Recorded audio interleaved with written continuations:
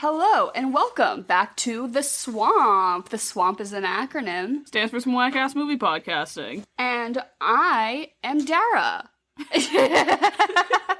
You couldn't have done that any more naturally if you tried.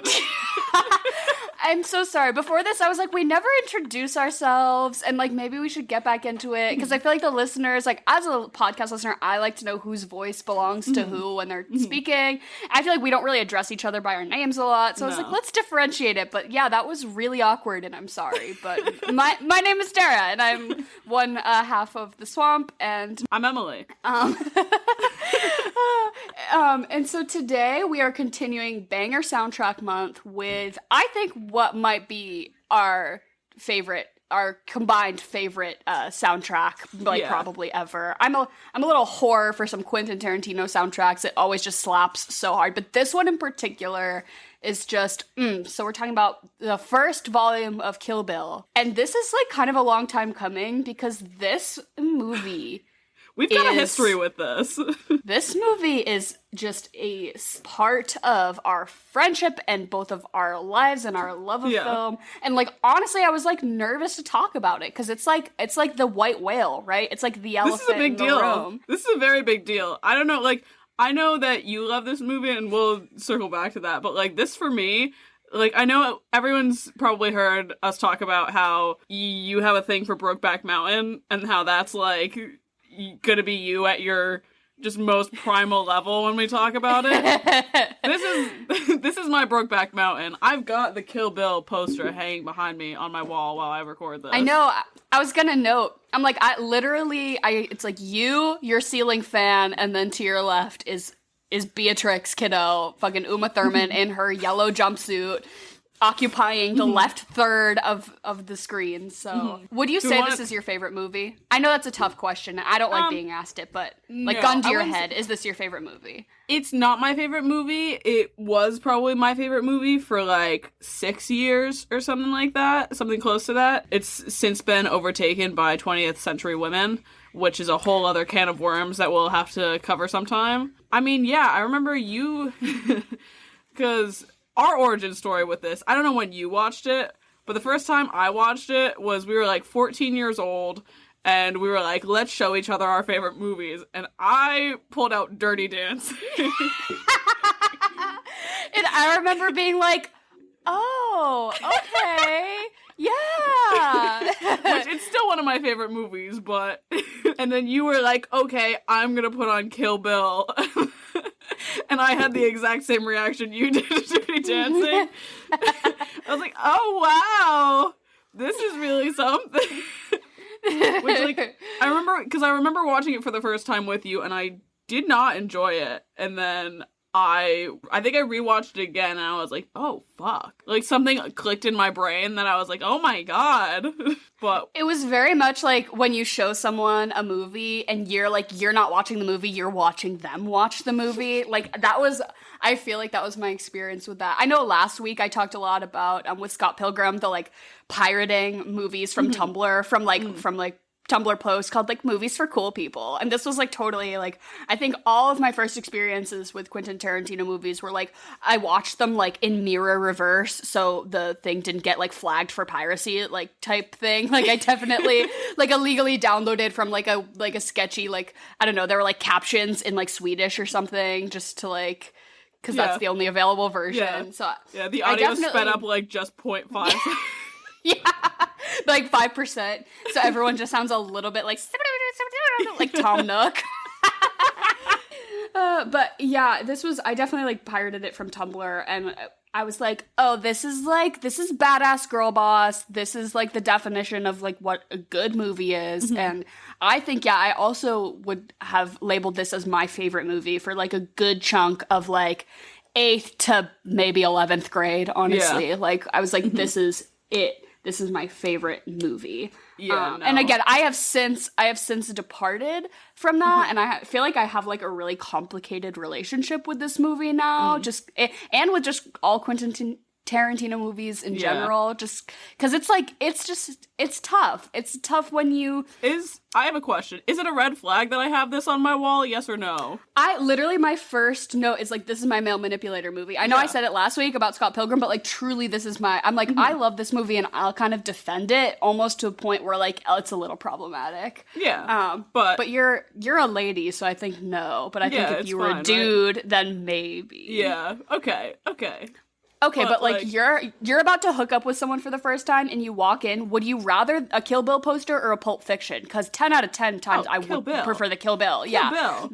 The Pulp Fiction poster means nothing. The Pulp Fiction poster means that you like got it from the sale bin at Newberry Comics and like have made it's a 50-50 if you've seen it or not.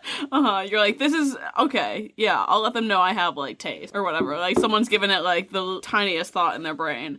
But you said, yeah, like when you first saw this movie, you're like, yeah, okay, this is badass, this is girl boss. And I think that's one of the reasons that I liked it so much, especially like as a young person. Because I think for me, it was one of those things like I definitely, because to me, this doesn't fall under the category of girl boss. Because like girl boss to me is like very ironic and sort of like, you know what I mean? But like this, I remember like watching this movie for the first time and being like, this is just so incredibly badass. Like, I just hadn't seen, like, any, like, not even, like, a woman, like, every woman in this movie, like, is portrayed, like, just such a motherfucker. Especially it's amazing. Part one, especially with the badassery in the women category. And I just think it was my first experience watching women be badass in a way that wasn't, like, a joke or... over-sexualized, which we can get into it. They're certainly being sexualized, but in a way that wasn't blatantly like, you know, like Scarlett Johansson in Avengers, where she's like pussy slamming people to the ground in a tight latex catsuit. Like, come on, like, okay, you can say that's badass, but it's at the end of the day, it just like as a young woman did not make me feel great about it. Yeah. Whereas this, I was like, this is something I can feel good about. Like, you know, I guess empowered is the word. It's very empowering. But again, as I've grown up, it's like certainly my relationship with that has evolved because I no longer find this movie empowering. This movie though, it does like. One thing that I made a note of, I was like, this, like not even like reverse Bechdel test, but like obviously this is the Bechdel test. But I'm like, I don't think there's a conversation like one conversation between two women where they talk about a man at all. Bill, I think. Do they talk about Bill though? Like Bill is hanging in the air, but I don't think anyone ever has a conversation about Bill except for Beatrix and Hattori Hanzo. Yeah, I guess maybe if you take it one step back of like the context of every conversation is about Bill, of like, yeah, like it's looming in the air and it's the sort of driving factor, but I guess explicitly being mentioned, probably not. Yeah. And you said, I mean, we both have called her Beatrix at this point. Just at the top, obviously this podcast is not spoiler free. We talk about movies in their full glory, but also I definitely consider volume 1 and 2 to be, it's one movie, and it was intended to be released as one movie, which is fucking crazy. Fucking crazy that they thought that they could get all that footage they had from 1 and 2 down to, reasonable film, and so they split it into 2, which was for the best, obviously, but we're not going to talk about sort of the plot or what happens, but we are going to use, information that is revealed in the second part of this movie to sort of inform the discussion. Like her name reveal, I guess, is the big one. They call her the bride in this, and then it's a big reveal in part 2 that her name is Beatrix Kiddo. I'm just gonna call her Beatrix, or the bride, or Uma Thurman, or whatever. But But do we want? I don't know if anybody has seen part 1 without part 2. You know what I mean? Like, I think that they are just an entity that exists together, and I believe anyone who has seen this movie has seen both of them. So just. I don't know, just to address that at the top. But yeah, do we want to get into a little bit of a... Yeah, for sure. I mean, a recap? Yeah. Well, I mean, it's pretty, like, we could really dumb it down for this one. Essentially what happens is, like, you meet sort of Beatrix Kiddo after... I mean, kind of, like, from the top, like, in the hospital. You get a bit of a forward, like, she's been, like... she's shot in the head. By, like, this gang of assassins that she worked with. You find her... 4 years later, in a hospital, she wakes up from a coma, and then basically, like, goes on a killing spree? Not killing spree, but, like, a revenge, Rampage. Rampage, yeah. Basically. Which involves, like, Vivica Fox, and Lucy Liu, and a couple of other people in between. Yeah, the thing about this is like tough because in very Quentin Tarantino style, everything's out of order. So you get your story in these sort of like vignette snippets, and it's kind of up to you to contextually rearrange them to get the whole story. So exactly. and it's with this and part two, and I would say that this is a little more linear than say like Pulp Fiction, which was really his first like I'm gonna tell it backwards and out of order. But he does do it a little bit again with this one, where it's like certain things are happening not when they actually happen. I don't know. Exactly. So telling a linear recap is kind of tough with this. Exactly, which is why I'm not going into the whole. Yeah, but basically Uma Thurman plays the bride, which we then later find out her name's Beatrix Kiddo, and she makes this list of all the people who are part of this assassin squad that she used to be a part of that basically turned on her and wronged her, and she makes the list and she's like, I'm gonna go through the list, I'm just gonna kill each one of them. And so we get her killing of the first two on the list in this film, which is Vernita Green and Oren. But do you remember their snake names? Copperhead and Cottonmouth. I think yeah. Vernita Green was Copperhead, and then Oren is Cottonmouth, and then Beatrix the bride Kiddo is Black Mamba, which is very cool. Yeah, that's just sick. And then obviously her goal at the end is to kill Bill. Yeah. Which is the name of the movie. Yeah, I was like, I hope everyone got that. Yeah. Like, he is basically kind of the leader of this gang that she used to be a part of, and he's obviously at the core of how she has been wronged. And we kind of get a little snippet of her saying, like, the baby is yours right before she was gets shot. Yeah, she was pregnant. Yeah, she was pregnant, and it's implied that it's on her wedding day, which is why they call her the bride for most of this. And then, yeah, in just a grueling and like hard to watch scene, I think the first 20-minute sequence of this movie of her getting shot in the head, finding out she's lost her baby, realizing that she's been raped over and over while she's been in a coma, like then escaping the hospital. It's just like, it's so much visceral violence, it's a lot. And just it's so upsetting. It's deeply upsetting to watch. Yeah, no, most certainly. Like, especially, it's very much like the whole, like, I don't know, like, revenge, movies, like, sort of, especially for women, I feel like take on that whole thing of, like, there's always a rape, you know what I mean? Which, like, for this, it's a rape revenge movie. Yeah, it's, like, and, like, so many of them, like, don't need that. No movie ever needs that.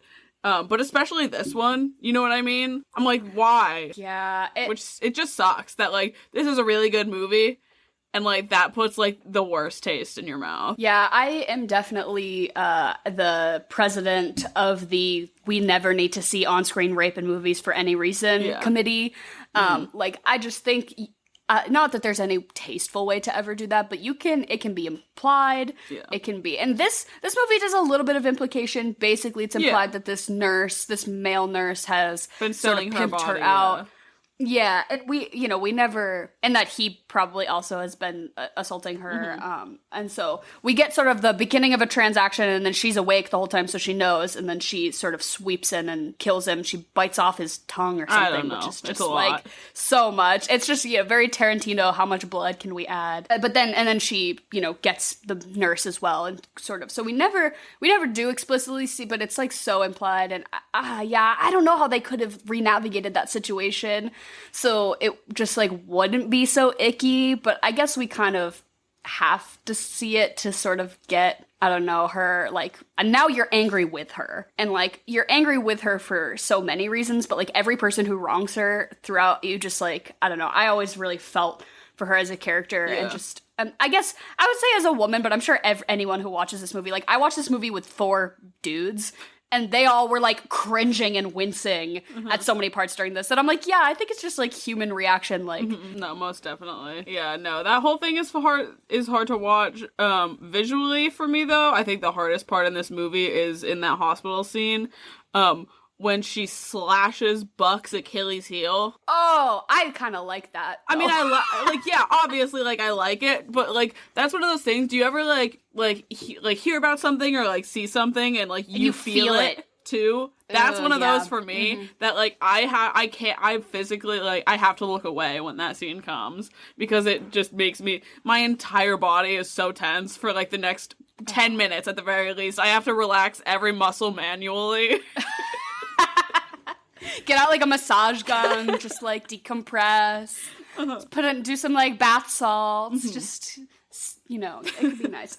So not to like glorify violence, but as we're talking about this, I want to know if you have a favorite kill, because there are so many good ones. So you get, you know, what Buck with the Achilles heel, which that one almost feels the best to me because he has maybe wronged her worse. Or maybe not worse, but just in a way that I was like, yeah, get him. But then there's also Vivica A. Fox with the knife right to the chest after she tries to shoot her in the cereal box, and then Lucy Liu with the slicing of the head. Does anyone else have kind of an epic death scene? I think those are kind of the big. Oh, Go-Go, yeah. The Go-Go one's that one with the blood from the eyes. I don't know if I have a favorite death per se. I definitely have a favorite fight. But I guess, and it has to be the Crazy 88s, right? Well, yeah. I mean, see, it's so tough because like that one's so good, but like the final fight, like for me, I think one of the reasons like the final fight, it's between Oren and the bride. Like I think it's really elevated because like I guess just in the context of the movies, you can tell like there's so much respect that both of these women have for each other, and like they're like Beatrix is already like absolutely destroyed. Like her body is hanging on by a thread right now.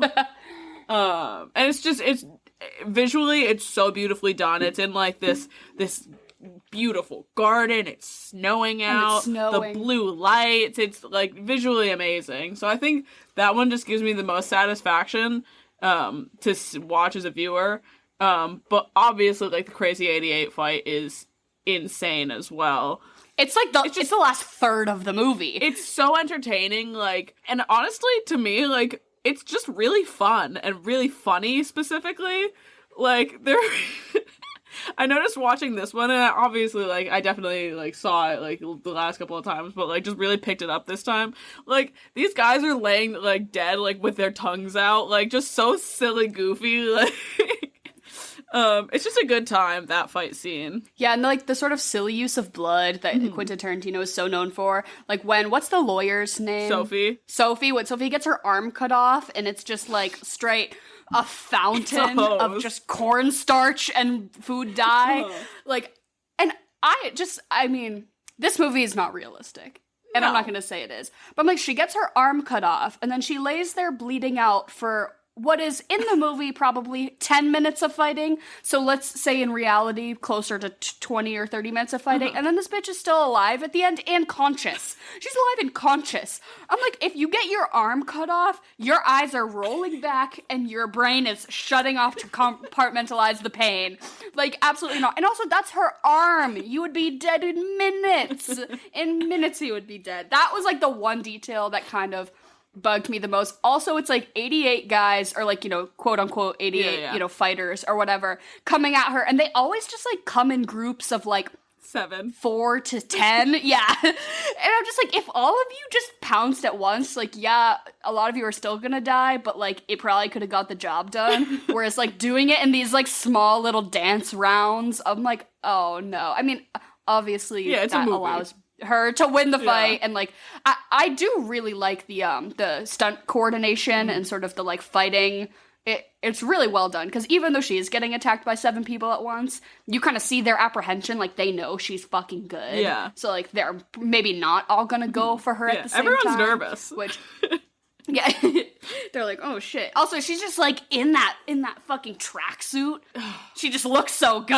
I'd be like checking her out. I'm like, you can slice me like any day. We've talked a lot about blonde people on this podcast, and never would I ever dye my hair for any reason except to be the bride for Halloween in that fucking tracksuit, dude. I was like fully search history, yellow tracksuit, like velour, velvet tracksuit, but I'm like, no. I simply cannot just like walk out into public. I don't have the stature for it. I couldn't pull it off. I do not deserve to own that yellow tracksuit. But hold on, back to the fights for a minute. The one fight that like makes me not like as impressive as, like, all the other fights are, obviously, like, she's fighting, like, 88 people and all that shit, and just, like, the O-Ren one is so good.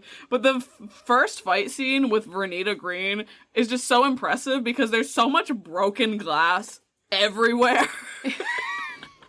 I'm like, you would be way more caught up in this fight scene than any other fight scene. Right, she gets slammed through a glass coffee table. Like a bookshelf, a glass bookshelf is like slammed on top of her too. Why does this bitch have so many glass furnishings in her home? Like, I'm like looking around, I'm like, yeah, maybe the window at best is glass around here. Like, I just don't own glass furniture. What?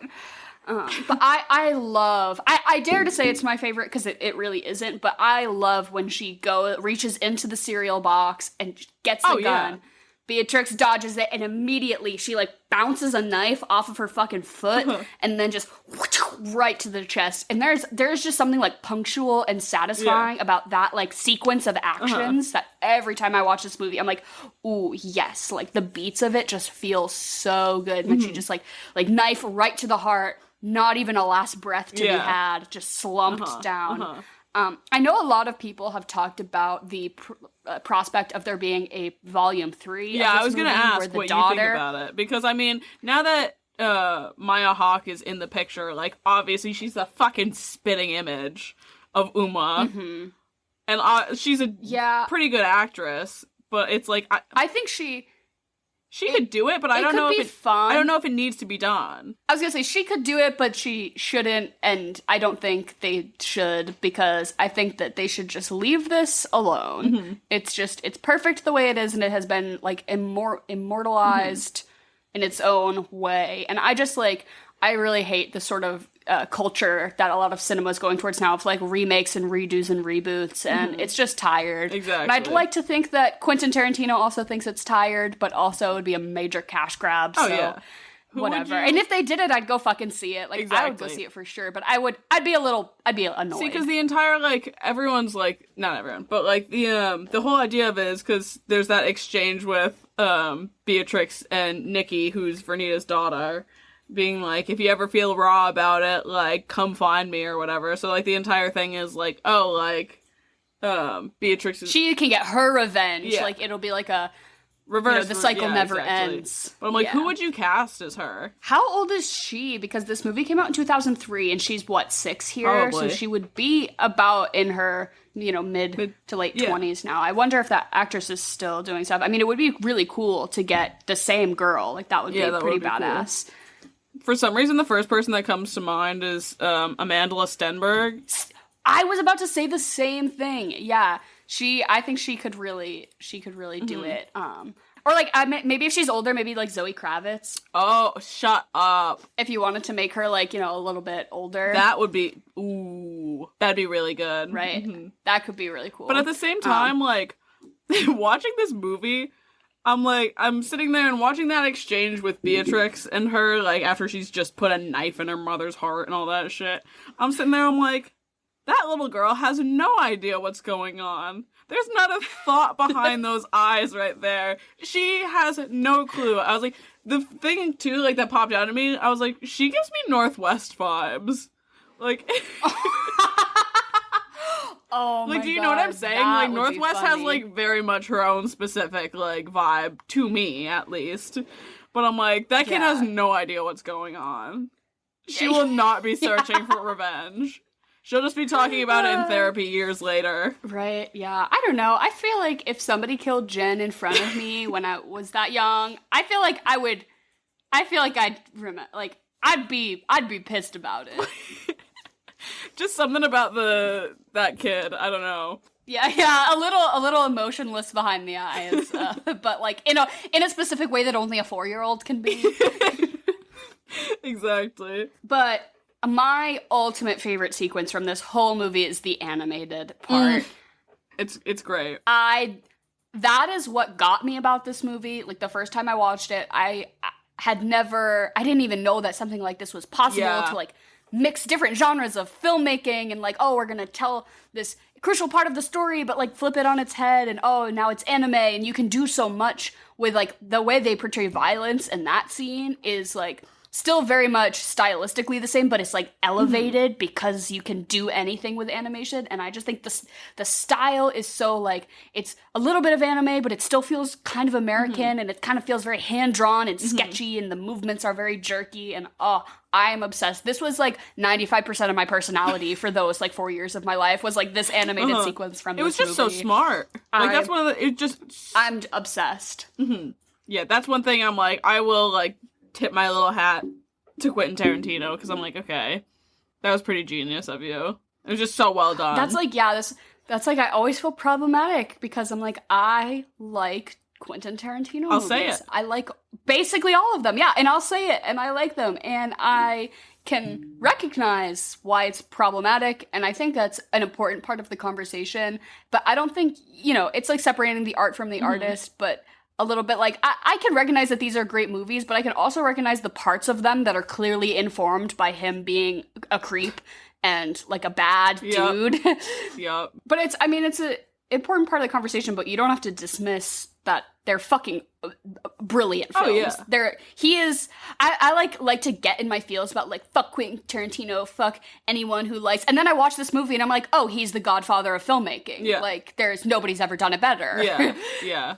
No, but I will say, like, one of the reasons, like, why his films are so good is Mary Ramos, who is his music supervisor and who curates and makes all of the soundtracks for these movies. I think she's done most of all of his movies. I don't know if she did Pulp Fiction, but I know she, like, pretty much from anything like Kill Bill, which is like 2003 onward, she's done.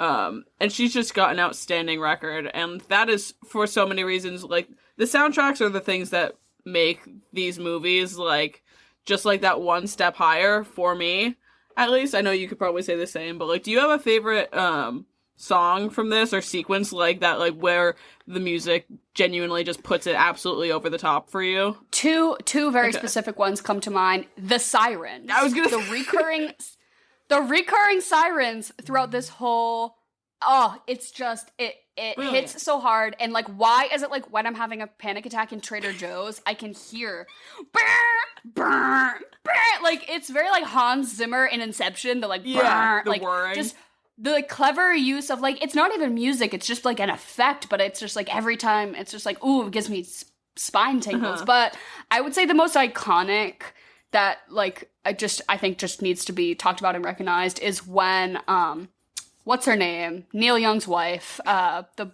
blonde in the Moschino coat with the eye patch. Yeah.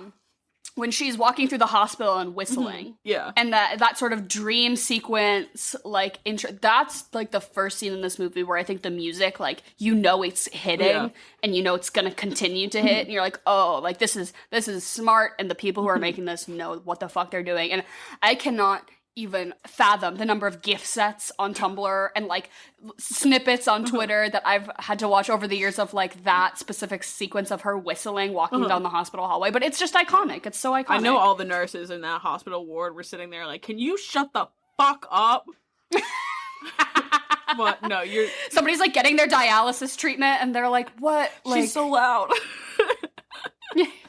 No, you're so right. Like, obviously, it is the most iconic one. For me, I feel like every time I watch this, it changes, honestly. Like, the one that I really liked this time around is just this, and it's not on the soundtrack, but, and I don't know if it was scored or whatever, or what it is, but, there's just this lovely, it's almost like, it's kind of like a choirish sort of thing, playing behind that sequence where Beatrix is just looking at all the Hattori Hanzo swords that he's got. And I'm like, that one like really stood out to me this time, but like overall the one that just gets my blood pumping a little bit is like when they're in like, what is it? The House of the Blue Lotus or some shit like that. Is that what it's called? And she's just got that band. The Not 5, 6, 7, 8. I do love them. They're a step above the rest. But no, it's once she's got Sophie's arm like propped up against the wood panel, and she's just shouted like, "Oren, get your ass out here," sort of thing. And it's just this like, I don't even know what to call it. This It's not like a symphony. I don't know what. Just go fucking listen to it. Someone go watch the clip, because I'm not going to be able to tell you what it sounds like, in an adequate manner. But it's one of those ones that makes me be like, holy shit. Like, this is so badass. Everyone's running out of the fucking, the club. Beatrix has got this slow walk, like, walking up to go fight Oren and all that shit. Dragging the sword on the ground behind her, like, yes! You see the shoes, yeah, that gets me the shoes that say fired up. "fuck you" on the bottom. It's iconic. But yeah, it's interesting that you bring up the music supervisor, because I honestly didn't even really know, like, who she was, or that she was the... I mean, it makes sense that Quentin Tarantino would use the same person for all his movies, because it's very much, like, stylistically the same. But I just know that he directed Sin City along with 2 other directors, and there's this whole story about how he got one of them to do, like, some sort of musical contribution or whatever for this, like, a supervisor, like a, you know, what is it called when you just give your opinion? I don't know.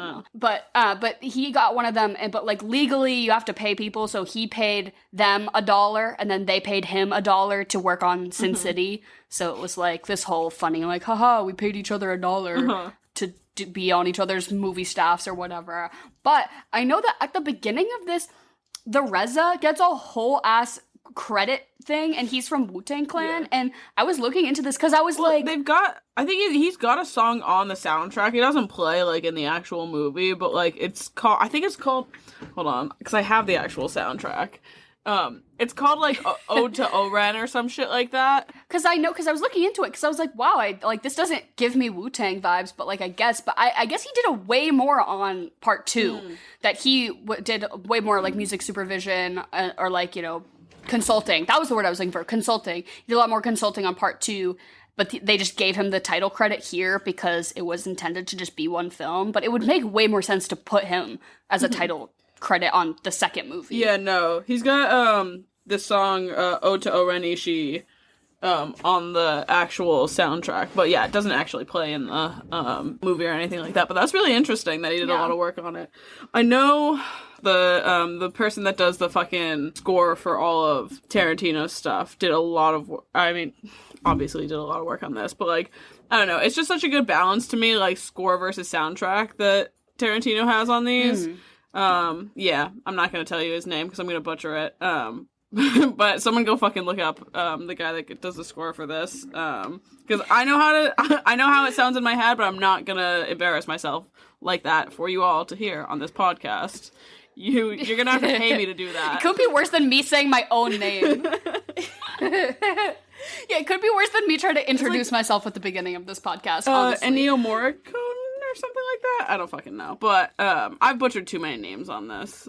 Someone told me how to say Ralph Fiennes' name right after I pronounced it. So what did we call? We called him like Ralph Phineas or something. I was like, I felt embarrassed about that one. Yeah, I was like, ooh. I was like, maybe I should not do a podcast. I will say, I do love when people come to correct us, though, because, like, please do it. Please do it. If we get a fact wrong, because, like, somebody came into our DMs and was like, oh, yeah, I've actually read the Decameron and hear a bunch of fun facts about how it relates to the Little Hours. And I was like, hell yeah, come through. So, like, come through with your fun facts. And I haven't plugged lately, but, like, please continue to come through with your movie suggestions because we love to hear them. But, yeah, please come through if we pronounce something wrong, if we get a fact wrong. I don't think anyone's coming to this podcast for factual information, and we do not cite sources here. Nope. Because this is not formal enough for that. I will say, though, I am going to put in the description below, which, like, we don't really need to get too much into this conversation because everyone's aware of it, but the whole, like, Harvey Weinstein, everyone knows about, you know, what he's done. It kind of has been unveiled the past few years, but I am going to put a link in the description below to the New York Times article, the interview that originally came out in 2018. I think it's called "This Is Why Uma Thurman is Angry," and I just remember reading it when it came out, and I think I revisit it almost every time I watch this movie just to, like, re-ground myself in, like, what happened. But it's super informative. It's very upsetting, but the big part of it that I find so interesting is the car accident situation. Yeah, I remember reading where that. there's film. You can watch it. It's You not can this watch film. the footage of the car it's the accident. second film. It's in the second one. Yeah, but I mean, obviously a lot of the problems started with this, and it was all filmed at the same time. But I'll link it below. If you haven't read it, it's very well done, and it's very, like, honest from her, and I don't know. I just think it's an important part of the experience of this movie is also, like, recognizing that side of it as well. And, like, fuck Harvey Weinstein and probably fuck Quentin Tarantino, too. But anyways, as far as citing facts, that is the fact that I will cite, and I encourage anyone who enjoys this movie to go read that article if you haven't. But can I just say that one of my favorite back to, like, a very, like, different topic. One of my favorite things about this movie is the inconsistent length of Uma Thurman's hair throughout the entire thing. Have you noticed? her bangs. It just goes back and forth every other frame. Yeah, she's chopped, or then she has, like, a regular, like, just, like, plain Jane, like, haircut, and then she's got, like, that chop the next scene. I'm like, I don't know when, like that's, like, the actual timeline of this is not confusing until, like, you start to see, like, the haircuts that don't match up, and I'm like, wait, am I missing something? When did this take place? So I want for my senior thesis project to be rearranging this movie according to Uma Thurman's hair length. Please. Because it would be entirely... It'd be a whole different film. That would be... Jesus. Yeah, that's so funny. I always recognize that, like, her hair looks so fucking crisp right when she goes into the club to, like, fuck shit up, but it just looks like it is styled, it is clean, because she's kind of fucked up for most of this movie. She's, like, sweaty and in the hospital, or, like, killing people and fighting, but just the way her hair looks in that one scene where she's, like, you know, looks amazing and being a badass, I'm like, oh, your hair looks fucking tight right now. Like, and that's a haircut, too, that, like, you have to be Uma Thurman level hot to pull off sort of, like, the baby bangs and then the, like, awkward shoulder length. Like, no, that is not working for anyone but you. She looks so good in this movie. All right, so we're here with my lovely mother, Jen, for another interim segment of Chocolate or Vanilla, a game of her invention where she just says two things and we say which one we like better. And is there a theme this week? There is a theme. It's Quentin Tarantino movies and things. Great, Yeah. Perfect, amazing. So, chocolate or vanilla? Chocolate. Vanilla. Chocolate. Chocolate, vanilla, strawberry? Chocolate. I was thinking about switching it up, but I'm just, like, tried and true. Yeah, that's fair. At this point, you can't. I'm gonna stick with vanilla this week. All right, I'm gonna go chocolate. To start off, not related to Tarantino, but in honor of Danny, would you want to watch a movie in IMAX or with an X? Last week, I don't know if anyone picked up on this, but, like, Danny, our guest from last week, said that he saw something in IMAX, and Jen said, you saw it with your ex? And it was a movie that came out in, like, 2009, and he was like, no, I was in 3rd grade. I did not see it with an ex. And that just fucking killed me. Always in IMAX. I'm not really here for this, like, newfangled, like, 4D, like, we're gonna spit on you kind of thing that a lot of movie theaters have been doing. But, like, I'm here for, I love it, like science museums when they have IMAX and they do, like, like immersive with the jellyfish IMAX science movies. I always thought those were really fun, so I'll go IMAX. Yeah, no, IMAX for sure, because I don't think I'd ever want to be in a situation with seeing a movie with an ex.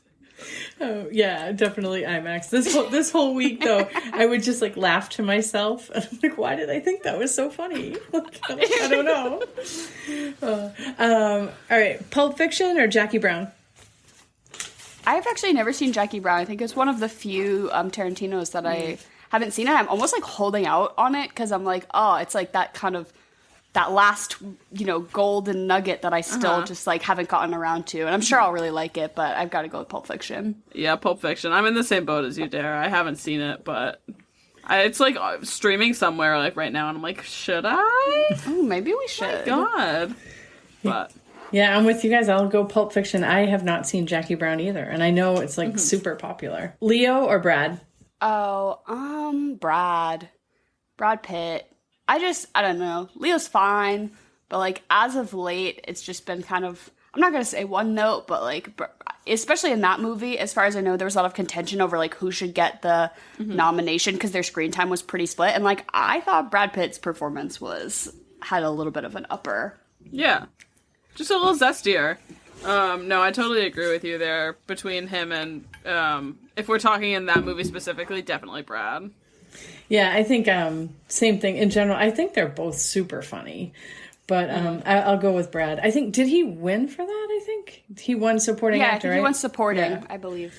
Right. So speaking of Once Upon a Time in Hollywood or Reservoir Dogs? Reservoir Dogs. Yeah. I liked Once Upon a Time in Hollywood, but it was just like, it was like good and fine, whereas like, Reservoir Dogs is like... It's Reservoir elite, Dogs. yeah. Yeah, no, I totally agree with you there. Reservoir Dogs for me as well. I am going to have to go with Once Upon a Time because I haven't seen Reservoir Dogs. That makes sense to me though, because you like aren't really here for gratuitous amounts of violence, and that's like most of that movie. Yeah. Mm-hmm. It's just like people getting shot in the chest and bleeding out for hours and hours. Sounds great. That sounds great. Yeah, right up your alley. Samuel L. Jackson or John Travolta? Oh, Samuel L. Jackson. I love John Travolta, and I will excuse any questionable things he ever done. Like, he's kind of a weird guy, but I just love him. But Samuel L. Jackson, especially in Pulp Fiction, like, the line delivery from him is so iconic, and I really think it's what made that movie, like really take off and so, like, well loved. It's just, like, oh, so iconic. Yeah, as much as I want to choose John Travolta, not for his performance in anything Tarantino, but as Edna Turnblad in Hairspray, I just can't do that to Sam. So I'm definitely going to go with Sam as well. All right, I'm going to go against you guys and go with John Travolta. Someone had to do it. I'm glad. Couldn't be a sweep. This week, though, on like TNT or something, there was this movie Broken Arrow from the late 90s. Did you guys ever see that one where Christian Slater and Samantha Mathis get stuck down in a mine, and John Travolta's like this crazy terrorist, and he just does this really good job on that movie. He's just like psycho. So good. Interesting. Inglourious Bastards or Hateful Eight? Inglourious Bastards. Hateful Eight was way too fucking long, and they've like at this point they've split it into like hour-long episodes, like, and I'm just like, that's not a movie then. Just make a miniseries. Like, nobody wants to watch a 5-hour movie. I'm sorry. Like, even if it's really great, just commit to it and make a fucking miniseries. Yeah. And I love Inglourious Bastards, so I'll pick that one. Yeah, Inglourious Bastards is a great movie. I physically could not get through more than 40 minutes of The Hateful Eight because it was just demanding for me as a viewer. Just to, I don't even know. I hated it from what I saw. So of course it's gonna be Inglourious Bastards. That's a good movie.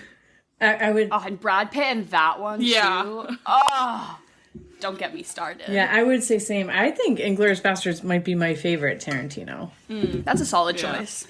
Uma Thurman or Lucy Liu? Oh, you said Uma Thurman, and I'm like, no way I pick anything else. But Lucy Liu's such a badass too. I gotta go with Uma though. Yeah, it's Uma. Yeah, same. It's Uma. Django Unchained or Grindhouse? I'll go with Django. I really liked that one. Yeah, I think I just know Django better, so Django. Okay, same. Yeah, I would say same. And Steve Buscemi or Harvey Keitel? Steve Buscemi. Yeah. I love Steve Buscemi. Yeah. If you said Uma Thurman or Steve Buscemi, I would say Steve Buscemi. I would pick Steve Buscemi over almost anyone. That'd be the right choice. If we said Henry or Steve Buscemi, you would... Steve Buscemi. Yeah, no, I'm gonna have to join Dara for Steve Buscemi on this one. I'm sorry, Henry did not put on firefighter gear and run to 9/11 to be a volunteer firefighter. You know who did? Steve Buscemi. How do you know that? Because everyone knows that about Steve Buscemi. Now I do. I was gonna say, do they? Yeah, I'll go with Steve Buscemi also, just for his Monsters Inc. Yes, as Randall. Yeah. All right, here are the three choices. Okay. So Pam Grier, Diane Kruger, or Bridget Fonda? Diane Kruger. Hold on. Say it back again one more time. Pam Grier, Diane Kruger, or Bridget Fonda. None of these names mean anything to me. Yeah, so Pam Grier was Jackie Brown. Okay. Diane Kruger was in Inglourious Basterds, and she's from National Treasure. Oh, Yeah. yes, That's why I picked her. Okay, yeah. She's the bitch from National Treasure. Yes. I know her. And Bridget Fonda, I think, was also in Inglourious Basterds. I don't know which one she was in, but she was in Single White Female. She's Henry Fonda's daughter. I think I'm gonna go Pam Kruger. Yeah. Okay, me too. Diane Kruger. That's you combined two names, Pam Grier Wait, fuck. and Diane Kruger, and you said Pam Kruger. No, this is a new answer. Trying to let it slide. Pam Kruger. Yeah, nothing stuck in my brain for that one. I was like, oh god. Sorry. You picked that's like 3 C tier like actresses who are all just like kind of vaguely look the same. I know. I was really thinking about just like choosing a name for no reason, just so I didn't have to say that I have no idea who any of these people are. Pam Fonda, Diane Grier, Freddy Krueger. I'll pick Diane Kruger too. But there is a really good movie with Bridget Fonda, and she is a waitress who wins like a lottery ticket situation with Nicolas Cage. It's really good. It's really good. Good movie. Rose. Yeah, you know who else was in a movie with Nicolas Cage? Diane Kruger. Diane Kruger, and it's called National Treasure. Well, that's why I picked her. It's the greatest film ever made, National Treasure. True that. Last one. So Kill Bill 1, Kill Bill 2, or Kill Bill 3? There's no Kill Bill 3. I think there is. There's not. No. All right, Kill Bill 1 or Kill Bill 2?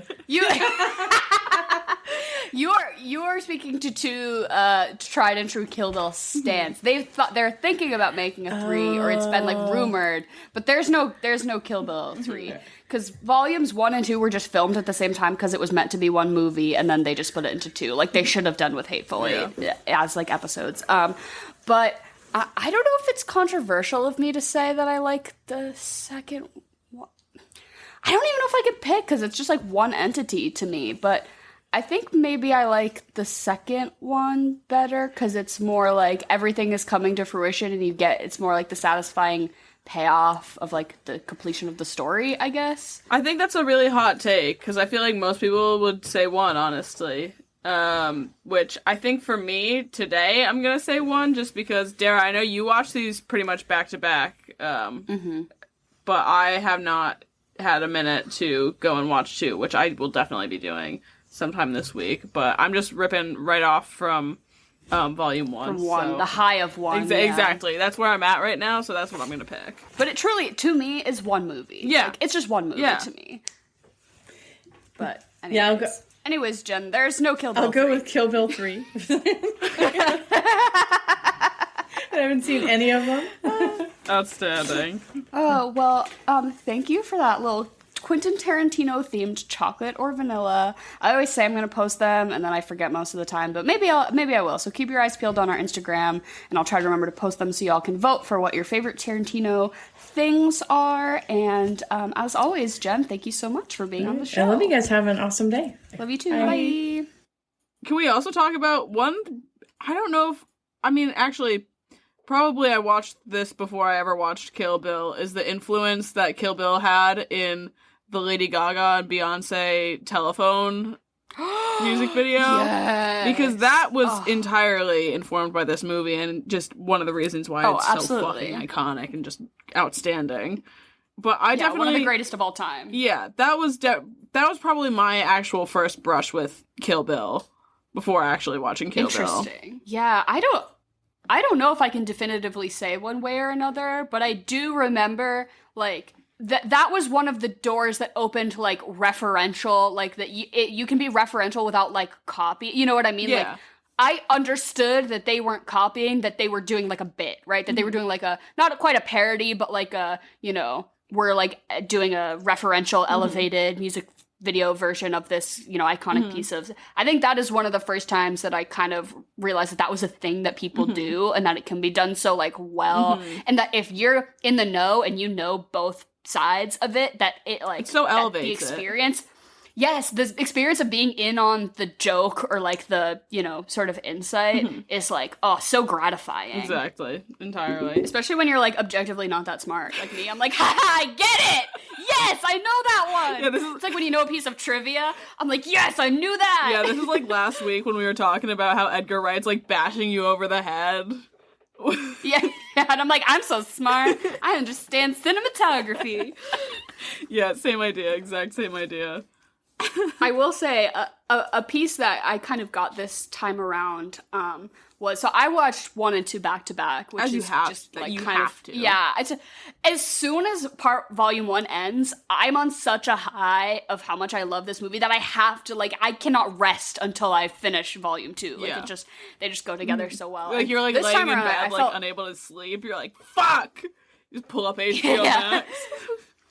right, my blood pressure is doubled, and I'm like, I need more Uma. But, so this time around, I felt quite cheeky with myself for recognizing that obviously everyone can. It's very clear that Volume 1 is a kung fu movie and Volume 2 is a western, right?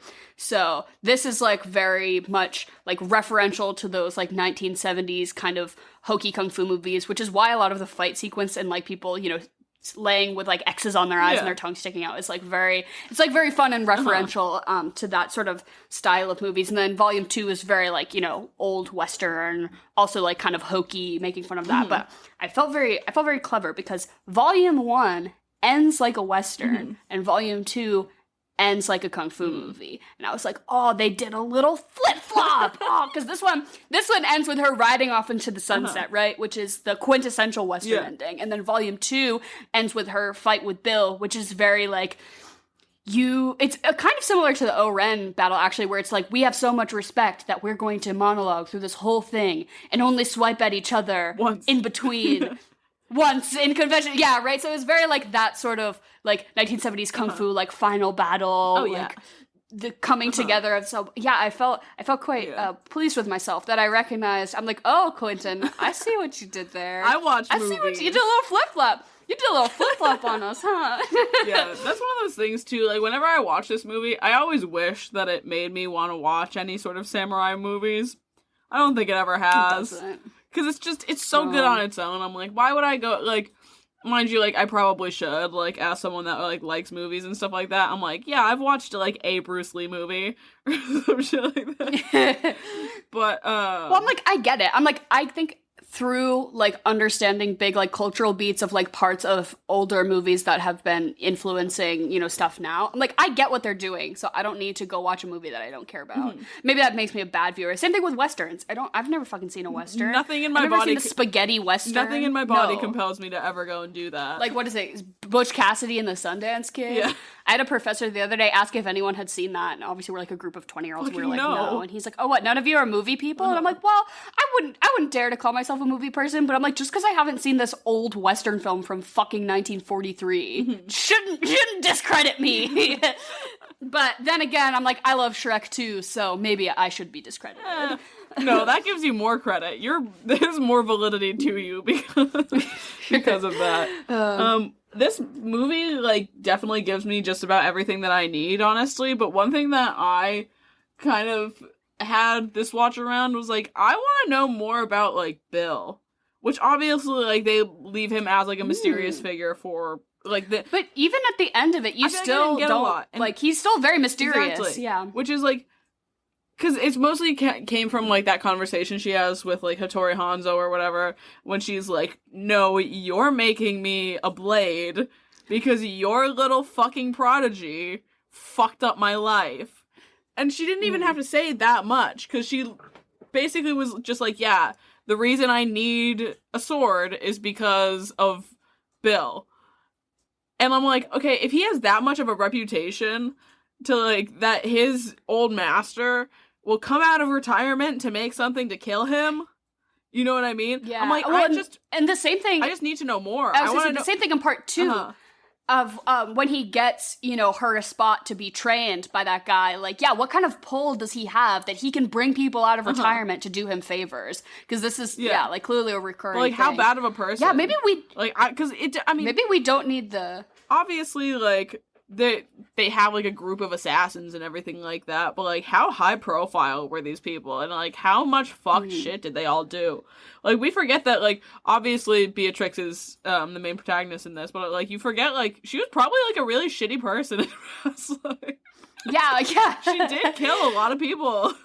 Well, and that's like we get in that little animated sequence about O-Ren that like she, you know, starts really young with that sort of revenge rampage that she has, and then she, you know, is an assassin, and then they're like by the time she was like 18, she was like the #1 assassin in all of, you know, Japan or whatever, which is like, yeah, so she had like fully had a assassin career before, you know, getting in with Bill. And, like, what was all that about, you know? Like, she was probably doing some crazy shit then, too. So, yeah, every character in this movie I want to know more about. Okay. Go-Go? Yeah, God. But give me the Go-Go biopic. Yeah, that's the spin-off I want. Not Kill Bill 3. Give me Go-Go's story. But you asked me earlier if I had a favorite kill in this movie, and I didn't have an answer for you. I have an answer for you now. Probably when O-Ren goes and chops off that guy's head in the middle of their big meeting. Like, it's not a crazy kill or anything like that, but it's just one of those ones that I just like it. Like, that's I just it's like just it. So funny, and like it's just a great scene in general. Yes. And I love the way that she, like, hops up on the table and, like, penguin like waddles. She's like, yeah, she, like, all the way over. Yeah, I want, like, you know, like, the Mr. Krabs noise, the, like, I want that, like, over her, and then she just slices his head. But it's funny to me that it's this whole thing about, she's like, I don't want anyone to bring up my race, that I'm, you know, that I'm American, or that I'm, you know, half Japanese, half Chinese. And then she immediately, like, the minute Beatrix walks up, she's like, white girl wants to play with samurai swords. I'm like, bitch, isn't that your whole thing? Is that you don't want to address, like, you don't want anyone to address that you're American? Like, I don't know, I just thought that kind of caught me this time around. I'm like, that's a little hypocritical of you, Double O-Ren. standard. Yeah. But I have kind of grappled with if I think that this is, like, a little culturally appropriative, and, like, I've kind of gone back and forth on how I feel about it, because it's, like, a movie made by a white guy starring a white lady that, like, focuses basically entirely on, like Japanese samurai and, like, fighting culture, which is, like, I don't know how I feel about how that sits right with me, but I don't think they're ever doing it in a way that's, like, disrespectful, and I do think it is more referential to those, like, kung fu movies than anything, so that's why I maybe don't have as big of a problem with it as I would if it did feel, like, in bad taste, I guess. Like, it feels like it's very respectful and honoring it. Obviously, you know, when white people make movies, there's usually something fucked going on, so, like, Yep. but, like, okay, I hate to talk about the foot fetish in the room, but I think it simply must be addressed. We can't talk about a Quentin Tarantino movie without talking about it. And this is the foot You movie. think? The wiggle your big toe scene. This is the gratuitous sweeping foot shot movie. I will die on that. They did, I mean, this is the foot they movie. do have that in the freaking, what is it? When the 5, 6, 7, 8s are playing. Just all feet. No shoes. All feet. No shoes. That's the only drinking game you need for this movie is, like, take a shot every time you see a woman's feet and you are plastered. Like, 20 minutes in, you are plastered. Is that why you think he wanted this movie? He's like, it's in Japan because people are taking their fucking shoes off. Because that was, like, the seed that planted. No, honestly, every time I watch this movie, I feel more and more like it's less of a creative masterpiece, and it's more just like Quentin Tarantino ran out of foot videos on Pornhub, and he was like, well, I gotta make my own now. He's like, yeah, this really specific, like, kink that I have, specifically for Uma Thurman's feet. Can someone give me a couple tens of millions of dollars to just make that happen for myself? It's been 10 years. It feels so... He's like, it's been 10 years since I've seen Uma's feet. It's time. Like, this was an excuse for him to film Uma Thurman's feet. And the whole thing just feels very, like, he's jerking off in the corner. Like, I'm like, he was masturbating the whole time this was being shot, because it's like her, like, fighting in that way. I'm sure he was just getting off to that, and just, like, even what makes my skin crawl a little bit is at the end of this movie, the credit sequence that says based on the character of the bride created by Q plus U. Oh, Why, I hate it. Why'd I you do it hated like it. that? Why did you have to do it like that? It's like you're carving your initials onto a tree and you're in 6th grade. Like, oh, I hate it. And I definitely, again, the article I'm going to post talks a lot about how she felt like she was a genuine creative contributor in this movie until they filmed that car sequence, and then they completely boxed her out and they no longer let her like contribute her ideas or anything. And like I don't know, it's just so sad to think that she once had like that she felt important about the story that was being she told, was that she got to, important. you know, be a part. And well, yeah, but then they kind of just were like, oh, okay, you're not playing by our rules fuck anymore, you. it's Yeah. over for you. Yeah, No. I It is don't know. fucking sad. Yeah, this movie feels so male gazy to me though. It's like I go through a cycle of like, this is, within me there are 2 wolves, right? And it's and it's the one that like loves to hate this movie, and it's the one that hates to love this movie.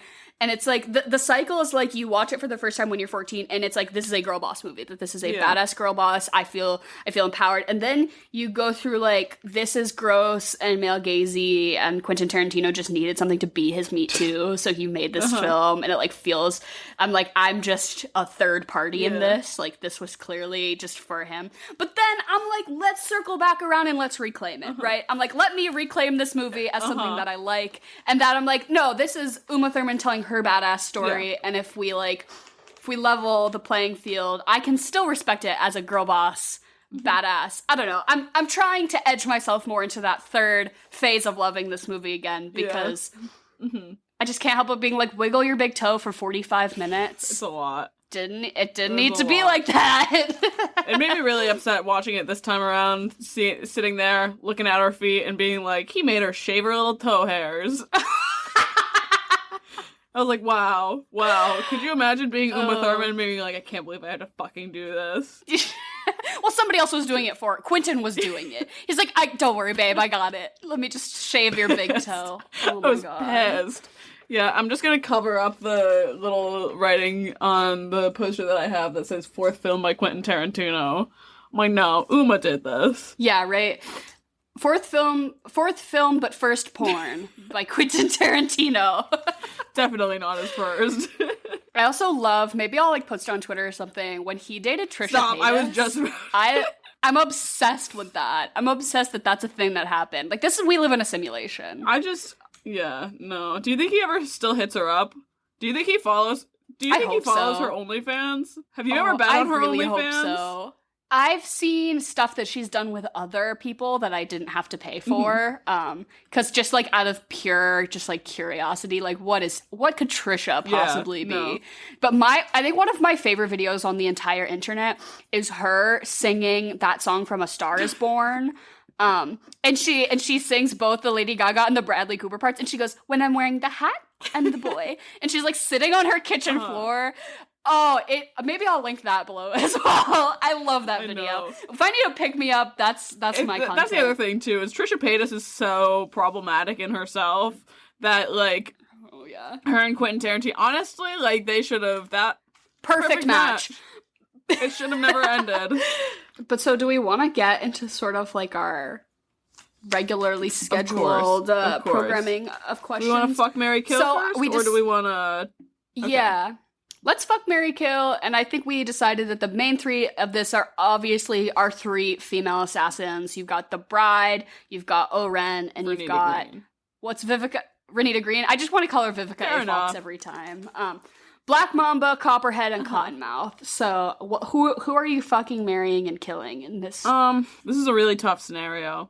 It's very tough. I think... See, because here's my thing, is I don't know a lot about Beatrix. You don't ever really get to meet her besides, like, her revenge plot and all that stuff. I don't know what her hobbies are. I don't know what she likes. Also, she has a child. I'm, like, spoiler alert. But, like, that's how the movie ends, is, like, Bill's like, oh, her daughter's alive. I don't want to deal with that. So I'm not gonna marry her. I will be fucking her instead.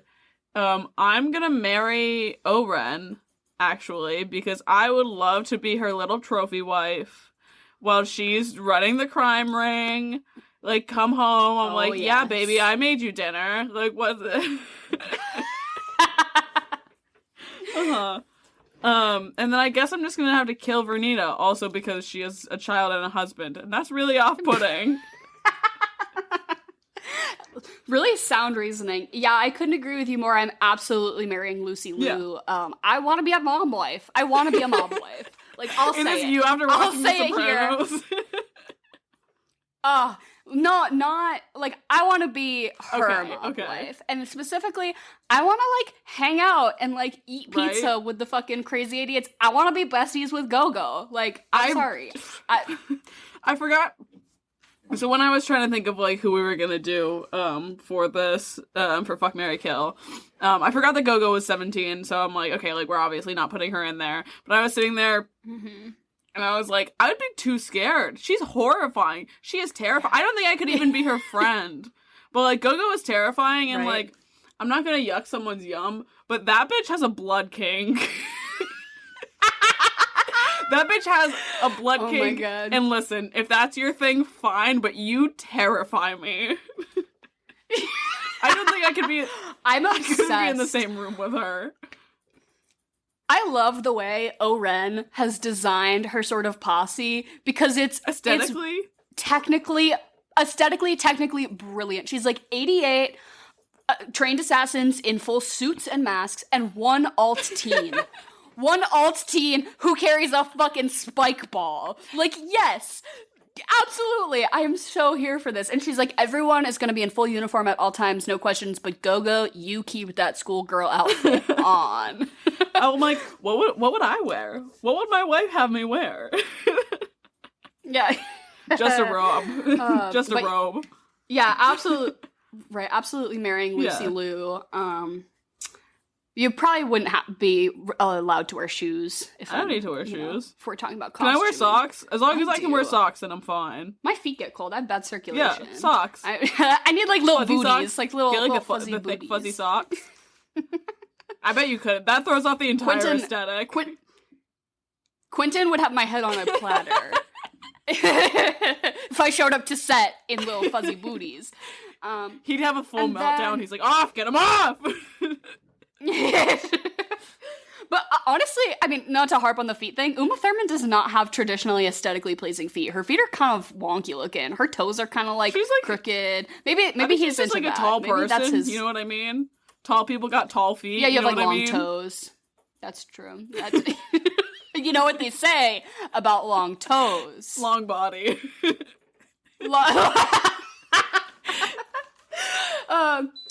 But then I think I'm gonna kill Beatrix because, like, I don't think I can handle all that.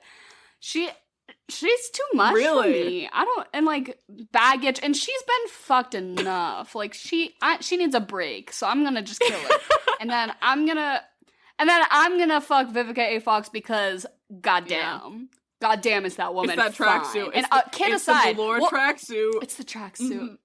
It's always the velour tracksuit. We can do it well.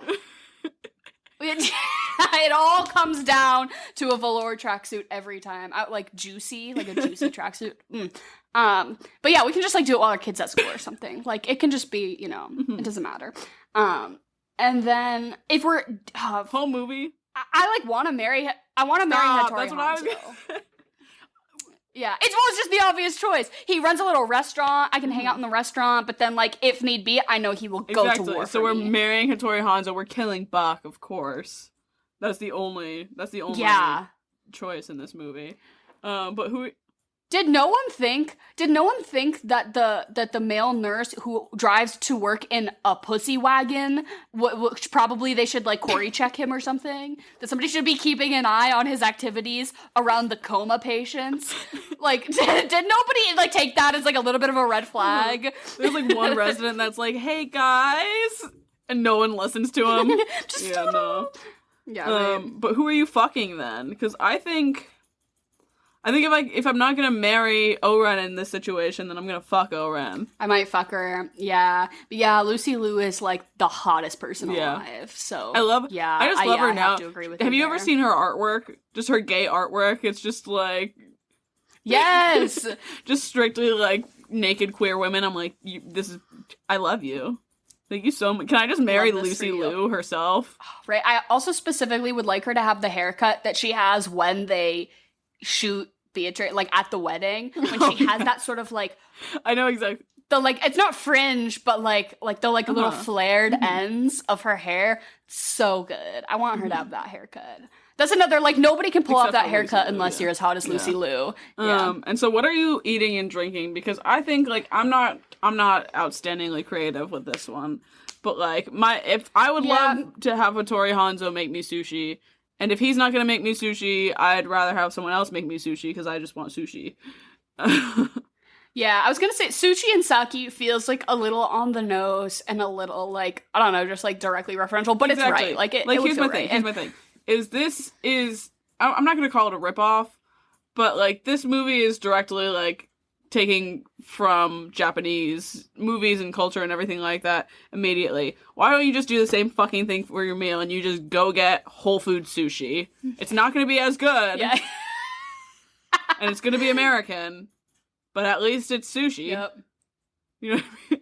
Yeah, the Kill Bill of sushis is like from the pre-prepared food section at Weichmann's. Yeah, absolutely. Or like support if you have like a good local sushi place, support somebody who's not white who's making sushi. Go to your local Japanese market if you have one. I also like honestly feel like I don't want to eat during this movie. Is it the blood? Like, I'm too. It's not even the blood. It's like I'm too focused. True. I'm like too engrossed in this movie to be like participating in a big like food thing. I know that like goes against our whole thing, but like honestly, we had like a big spread of like chips and guac and salsa and everything while I was like, I can't even eat right now. I'm like, I have to stare. I can't rip my eyeballs away from these pixels on this screen for a second. Yeah, no. I'm like drink wise, I'm like, what would Beatrix drink? What's her drink of choice? Like straight whiskey. Like something like a gin and tonic, but like no tonic. Yeah. Like a gimlet. Drink a gimlet. Ew. Yeah. Gross. Ew. I would say you could do something aggressively yellow, so you could do like a spiked like lemonade or something to match her outfit if you want to be like aesthetically, I guess. That would just be like an easy and drink it with like a black straw. So get like an alcoholic lemonade with a long black straw so your drink looks like her in that outfit. Could maybe work. For some reason too, like in my head I'm like maybe not like a cheesecake per se, but I'm thinking like all the the bloody visuals and stuff like that. Like, you know what I'm saying? I'm thinking of like a lava cake, but it's got like a fucking like a raspberry filling. Like raspberry. That'd be really hot. You know what? Actually, I have an answer for this. This movie is hard and harsh, and what makes me feel cozy and nice is an Entenmann's Danish. It's like I just wanted like a raspberry and cheese Entenmann's Danish from like the pre-prepared. It just tastes like preservatives. Like it's not that good, but I love it. You did just tweet about these so Danishes.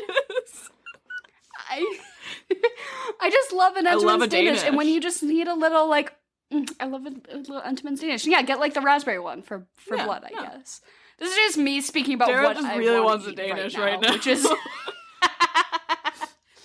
But like not a good one. Like it needs to be from that like shitty section of the grocery store of like pre-prepared like Hostess cakes. Like it needs to be an Entenmann's Danish. And that's like not a good answer, but so and then, do you have anything else to follow this up with besides just the second movie? Because that's the only thing I can with like in good faith tell you to watch. Is you just have to watch the second movie. Yeah, there's a version that you can get, I think maybe they had it on DVD. I don't know if you can get it to rent, but it's called like Kill Bill, the whole damn thing. Or so that's not what it's actually called, Something but it's like it's both movies just edited into a 4-hour long film. And there are some things that are different. Like there are some scenes that are extended a little bit. There's some like musical differences, and it's basically just like the director's cut of like what this movie was before they obviously split it into two. And I'm like, just watch that. Watch the whole thing as one whole big shebang.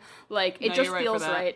And then alternatively, if you do need the Entenmann's Danish of films, like if you need to just like cool down with something that is just gonna not have any blood and or feet or, you know, that, you could just watch something nice like, I don't know, like Muppet Treasure Island or something. Like watch like, I don't know, like what's like the most wholesome, comforting movie you can I think you of? watched this. You you remake Dara and I's 14-year-old encounter, and you watch this movie, and then you watch Dirty Dancing. Dirty Dancing. We watched Dirty Dancing first. I recall, because I remember the whole time I was like, oh no, this is not going to go over well, because if this is Emily's favorite movie, I'm going to make her watch something violent and horrible. And I was like, oh no, this is not gonna, It worked out. This is not gonna. Also, I specifically remember we drank Shirley Temples, like bottled Shirley Temples from Wegmans. So if you wanna recreate our 9th grade friendship experience, smoke some bad weed and watch those 2 movies in your parents' basement. And then what do you give this out of 10? This is like, I feel conflicted, but I'm giving it an 8. See, I'm gonna give it a 9 still. It's one of those things, like, without like the context and everything I know about this movie, I would give it a 10, because I love this movie, and like you said, it's a movie that you hate to love. So I can't in good in good conscience give it a 10. So I'll give it a 9. But like Harvey Weinstein is dead, and we can dance on his grave. I forget so that he it's died. like, you know, yeah. I think he died. No, he died in prison. Did he die in prison? Did he die? Yeah, he's dead. He died in 2017.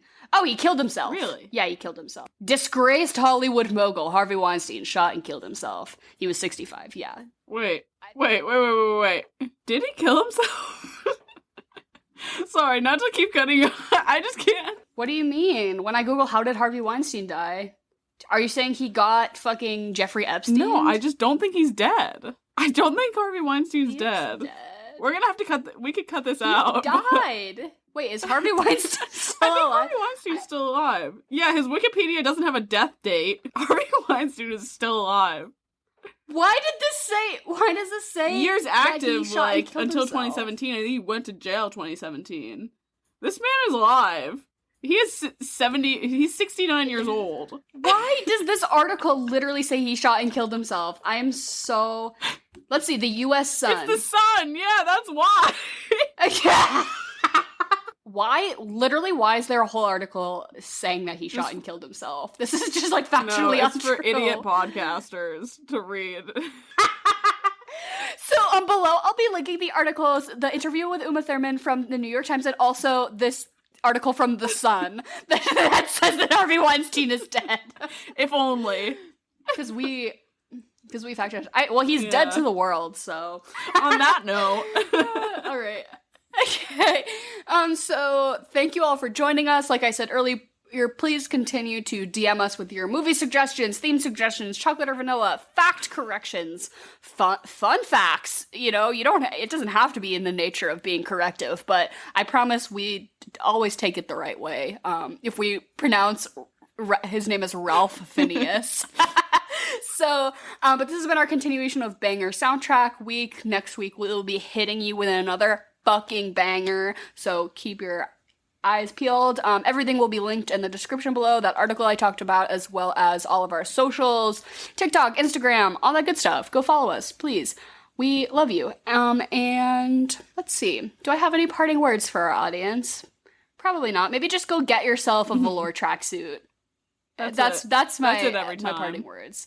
Let's all get matching. Ooh, if I put like velour tracksuits with like the swamp in rhinestones on the ass on our merch, well, can we all get every matching? single listener has to buy one. Has to buy them, and we can all match. It'll be like an ugly green color, and it'll say the swamp across the ass. I think that could be really cute for all of us. Let me know what you guys think. And goodbye and good night.